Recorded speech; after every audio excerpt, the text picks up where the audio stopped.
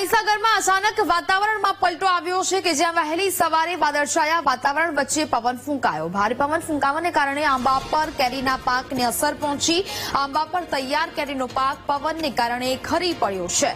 કમોસમી વરસાદની આગાહીને લઈને ખેડૂતોમાં ચિંતા વ્યાપી છે અને ફરી એક વખત આ માવઠું છે તે મોટું નુકસાન કરીને જશે તેવી આશંકા ખેડૂતો છે તે વ્યક્ત કરી રહ્યા છે, કારણ કે ભારે પવનને કારણે આંબા પરથી કેરીઓના પાક છે તે ખરી પડ્યા છે, જેને કારણે ખેડૂતો હવે ચિંતિત બન્યા છે। હજી પણ કમોસમી માવઠાની આગાહી છે તે વ્યક્ત કરવામાં આવી છે। 8 મે સુધી અનેક વિસ્તારો છે, અનેક જિલ્લાઓ છે કે જ્યાં વાતાવરણમાં પલટો આવી શકે છે।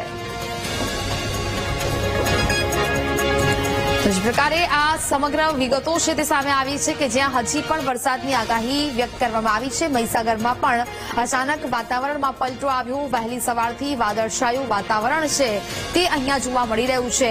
ભારે પવન ફૂંકાઈ રહ્યો છે। પવન ફૂંકાવાને કારણે આંબા પર કેરીના પાકને અસર પહોંચી છે। આંબા પર તૈયાર કેરીનો પાક પવનને કારણે ખરી પડ્યો હોય તેવા દ્રશ્યો ખેડૂતો જોઈ રહ્યા છે। કમોસમી વરસાદની આગાહીને લઈને ખેડૂતો સતત ચિંતિત છે તે જોવા મળી રહ્યા છે। ખેડૂતો હવે કહી રહ્યા છે, આશંકા પણ વ્યક્ત કરી રહ્યા છે કે જે પ્રકારે કમોસમી માવઠું છે તેની શક્યતાઓ અને હવે જે ભારે પવન ફૂંકાઈ રહ્યો છે તેને કારણે આ સિઝનમાં પણ ખેડૂતોને મોટું એવું નુકસાન છે તે થઈ શકે છે, કારણ કે ભારે પવન ફૂંકાવાને કારણે આંબા પરથી જે પાક છે તે ખરી પડ્યા છે।